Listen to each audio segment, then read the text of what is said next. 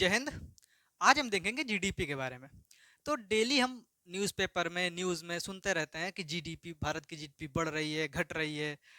भारत की जीडीपी 5वें नंबर पे पहुंच गई, चौथे नंबर पे पहुंच गई। तो ये सब हम सुनते रहते हैं डेली। तो आज हम उसी को समझेंगे कि ये जीडीपी है क्या, क्या है ये जीडीपी। ठीक है। तो देखिए, जीडीपी का फुल फॉर्म होता है ग्रॉस डोमेस्टिक प्रोडक्ट, सकल घरेलू उत्पाद, हिंदी में बोलते हैं इसको। सकल, वो चेहरे वाला सकल नहीं, ये सकल का मतलब टोटल। ठीक है। सकल घरेलू उत्पाद। ठीक है। अब समझते हैं क्या होता है जीडीपी। तो एक साल में, एक साल में देश के अंदर, एक साल में देश के अंदर, देश के अंदर उत्पादित, देश के अंदर उत्पादित समस्त वस्तु एवं सेवा, अभी हम इसको पूरा समझेंगे क्या है, अभी लिखवा रहे हैं सिर्फ। वस्तु एवं सेवा के अंतिम मूल्य को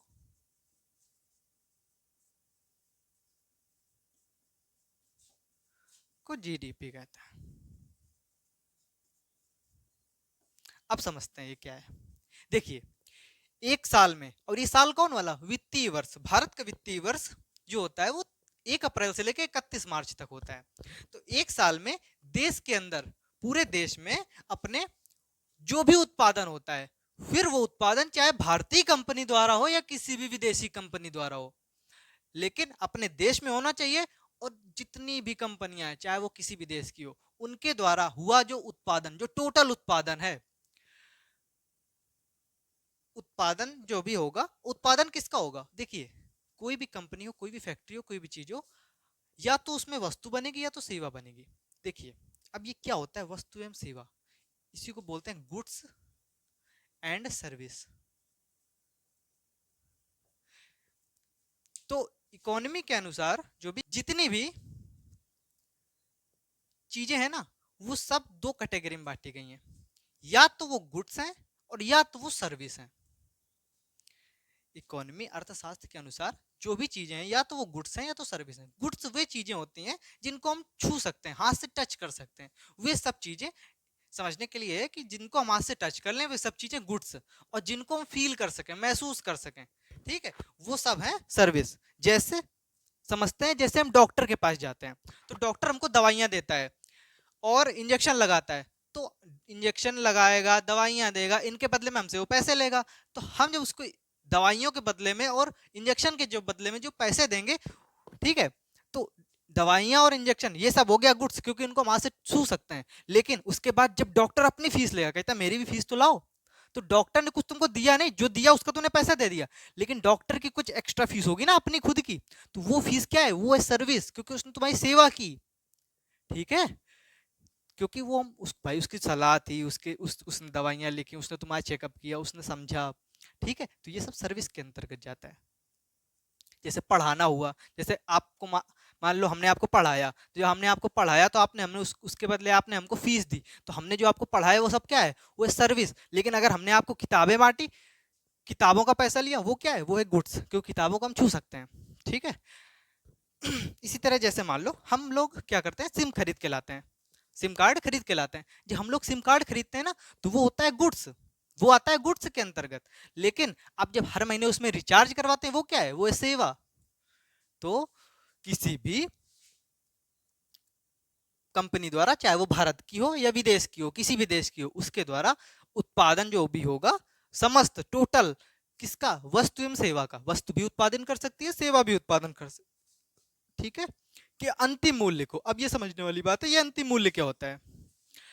अंतिम मूल्य ये को क्या होता है, जैसे मान लो कोई बिस्किट की कंपनी है, ठीक है, बिस्किट फैक्ट्री है।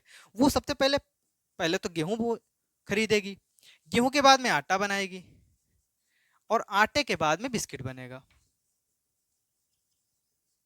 ठीक है। तो जीडीपी में क्या काउंट होगा आप समझते हैं। जैसे मान लो गेहूं है 25 रुपए किलो, आटा है मान लो आपका 35 रुपए किलो, और बिस्किट मान लो 200 रुपए किलो।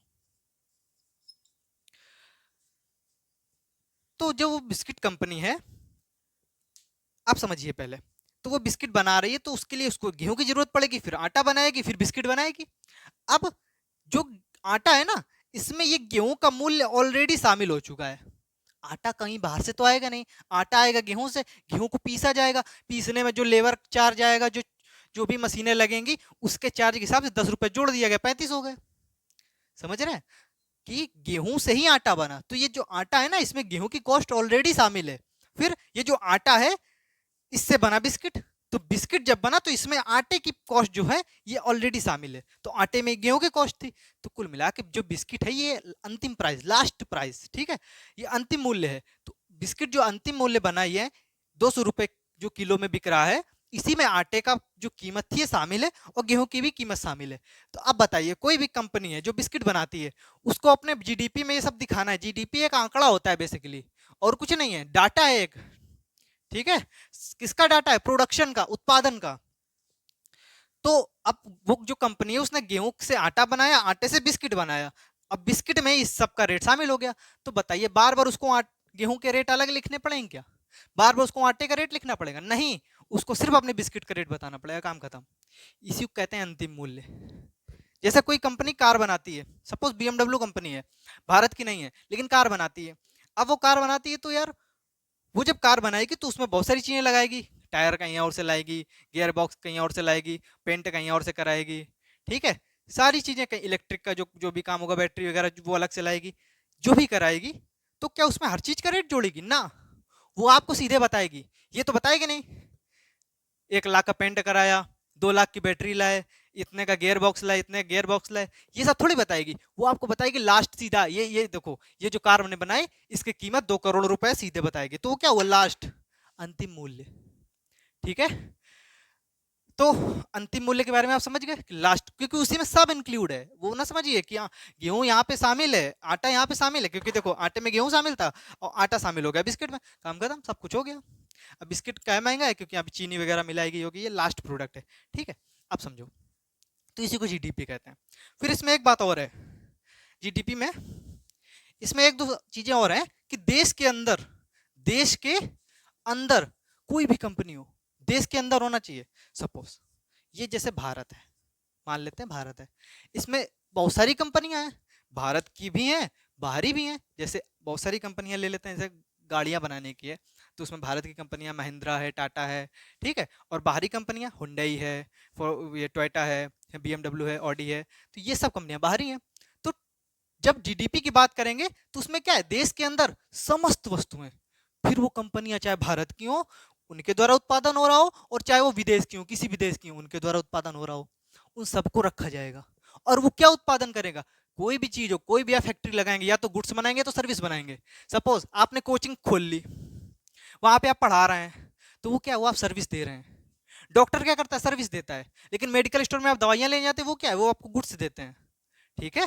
ये चीज, स्कूल कॉलेज है, वो आप अगर वो पढ़ा रहे हैं तो वो क्या है? वो आपका सर्विस में चला जाएगा। लेकिन अगर वही ड्रेस बांटने लगेंगे, किताबें देंगे, वही स्कूल से ही करेंगे, तो वो सब क्या हो जाएगा? वो सर्विस हो जाएगा, ठीक है। तो सर्विस का और गुड्स का मतलब आप समझ गए होंगे।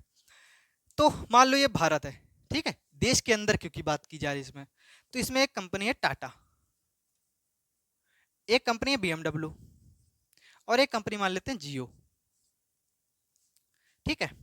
अब टाटा ने प्रोडक्शन किया, मान लो किया 600, बीएमडब्ल्यू ने किया मान लो 400, और जियो ने किया 200, मान लेते हैं, है ना, क्योंकि करते तो ये लोग मिलियन बिलियन में है, लेकिन मान लिया।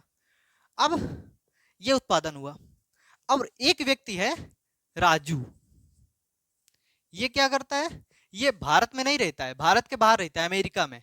ये रहता है, मान लो अमेरिका में रहता है, और वहां पे इसने कोई फैक्ट्री डाली अपनी, ठीक है, कोई भी चीज बनाने की, और वहां पे इसने उत्पादन किया 100 रुपए का, ठीक है। अब बताइए जीडीपी में क्या होगा?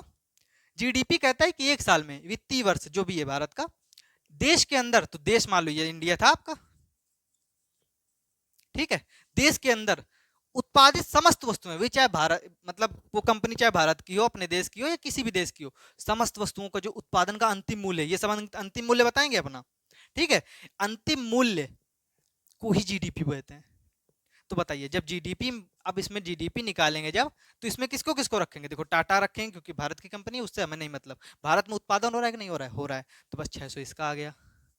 फिर बीएमडब्ल्यू, बीएमडब्ल्यू कहाँ कंपनी है? जर्मनी की है, लेकिन बहुत सारी जगह, लेकिन इसने भारत में अपना कारखाने स्थापित कर रखे हैं, तो उससे प्रोडक्शन हो रहा है। प्रोडक्शन हो रहा है, कहाँ हो रहा है? भारत में हो रहा है। इस एक साल के अंदर जो भी उत्पादन होगा, मान लो इसने 400 का उत्पादन किया, तो बीएमडब्ल्यू को भी रखा जाएगा।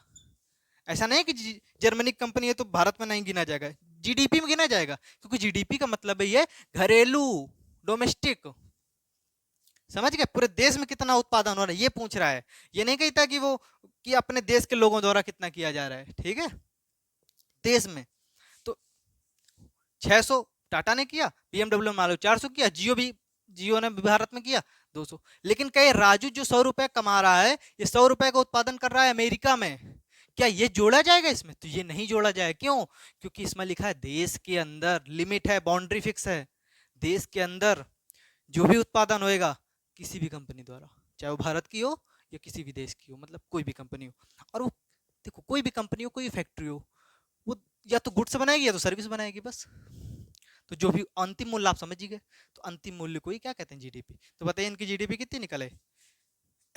1200 रुपए निकले। क्या इसमें राजू वाला जोड़ा गया? नहीं जोड़ा गया। क्यों नहीं जोड़ा गया? क्योंकि देश में नहीं है ना, बाहर है। तो ये हो गया जीडीपी। ठीक है, अब समझेंगे इसी में जीएनपी के बारे में। तो ये तो हो गया जीडीपी। अब एक चीज आती है जीएनपी।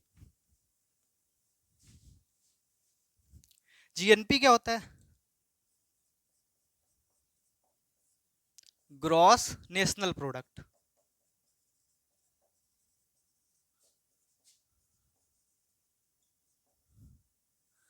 अब जीएनपी में रखा जाता है ग्रॉस नेशनल प्रोडक्ट। अब जीएनपी क्या होता है? इसमें होता है कि एक साल में देश के लोगों द्वारा, मतलब भारतीय लोगों द्वारा जो भी उत्पादन किया जाएगा, चाहे भारत में किया जाए चाहे बाहर किया जाए, उन सबको क्या बोलेंगे? उन सबको रखेंगे जीएनपी के अंतर्गत। ठीक है, तो एक साल में, इसमें क्या है? एक ईयर में। कौन सा ईयर? वित्तीय वर्ष। ठीक है, क्योंकि हम जो भी इकोनॉमी की बात करते हैं भारत में, तो वित्तीय वर्ष से काउंट होती है। तभी देखा होगा सत्र लिखा जाता है, वित्तीय सत्र, बजट सत्र 2023-24, 2024-25, क्योंकि मतलब 1 अप्रैल से लेके 31 मार्च तक होता है, तो उसमें 2 साल आ जाते हैं। ठीक है, तभी ये लिखा होता है 21-22, 22-23, 23-24। ठीक है, तो वित्तीय वर्ष की वजह से। तो एक ईयर में कौन सा ईयर होगा? वित्तीय वर्ष वाला। अब इसमें होगा देश के अंदर या बाहर, देश के अंदर या बाहर, कहीं भी देश के अंदर या बाहर, कहीं पे भी। जरूरी नहीं कि अंदर ही हो, बाहर भी हो सकता है, लेकिन किसके द्वारा? देश के लोगों द्वारा, भारतीय लोगों द्वारा। ठीक है, भारतीयों द्वारा उत्पादित, भारतीय लोगों द्वारा उत्पादित समस्त वस्तुएं एवं सेवाएं, समस्त वस्तु एवं सेवा के अंतिम मूल्य को जीएनपी कहते हैं।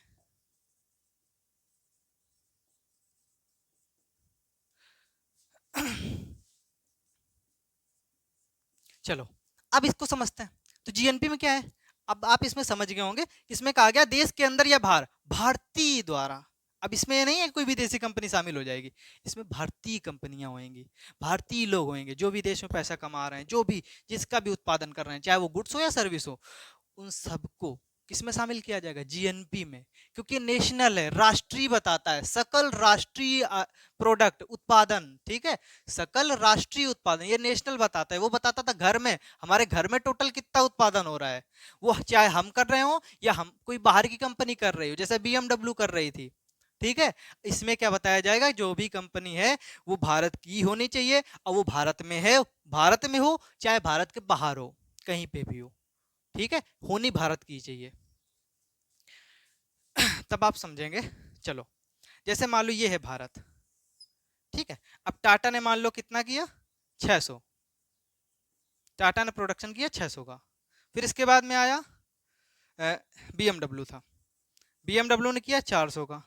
जियो ने किया 200 का। और अपना वो राजू, राजू क्या कर रहा था? राजू यूएसए में था, अमेरिका में, और अमेरिका में वो 100 रुपए का उत्पादन कर रहा था। अब बताइए, जब इसका जीएनपी काउंट करेंगे ना, ग्रॉस नेशनल प्रोडक्ट, ठीक है, तो क्या करेंगे, जीएनपी क्या था कि देश के अंदर या बाहर भारतीयों द्वारा, अंदर हो या बाहर हो भारतीयों द्वारा, तो भैया भारत की कौन सी कंपनी है, भारत की टाटा, टाटा ने किया, तो जीएनपी जब काउंट करेंगे तो पहले निकालेंगे टाटा का, देखो टाटा ने 600। क्या बीएमडब्ल्यू का काउंट किया जाएगा, काहे नहीं किया जाएगा, इसलिए नहीं किया जाएगा क्योंकि ये भारत की कंपनी नहीं है, यह जर्मनी की कंपनी, विदेशी कंपनी है, इस वजह से बीएमडब्ल्यू को काउंट नहीं किया जाएगा। लेकिन जियो, जियो को तो काउंट किया जाएगा, तो जियो तो 200। अब बताओ, ये राजू काउंट हो गया अपना, राजू होएगा काउंट, क्यों, क्योंकि है तो भारतीय, और फिर देखो क्या लिखा, देश के अंदर हो या बाहर हो, भारतीय है ना, हाँ, तो उसका उत्पादन जोड़ा जाएगा, तो जीएनपी में इसका उत्पादन जोड़ेगा, तो इसका हो गया टोटल जाके 900। अब एक बात आप समझ रहे होंगे, क्या, कि जो जीएनपी है ये जीडीपी से ज्यादा, मतलब देखो देश, देखो जो भी बाहरी कंपनियां होंगी ये क्या करेंगी, ये आएंगी, कारखाने लगाएंगी, बेचेंगी, अपनी गाड़ियां हो या कोई भी सामान हो, चाइनीज मोबाइल भी बिक रहे हैं, जितनी भी चीजें हैं, जो भारत में बहुत सारी विदेशी कंपनियां आके अपने व्यापार कर रही हैं, तो वो जो भी उत्पादन करेंगी, ठीक है, तो बस वो टैक्स कटवाएंगे केवल, क्योंकि देखो एक टैक्स इसी में जुड़ जाता है, जो समस्त वस्तुएं गुड्स एवं सेवा, एक गुड्स एवं सर्विस होती है ना, तो देखो इकोनॉमी में ये जो चीजें मानी गई, गुड्स एंड सर्विस, अब भारत सरकार ने इसी पे टैक्स ठोक दिया, इसी पे क्या लगा दिया, टैक्स, तो पूरा क्या हो गया, गुड्स एंड सर्विस टैक्स, इसी को बोलते हैं जीएसटी, क्या बोलते हैं, जीएसटी।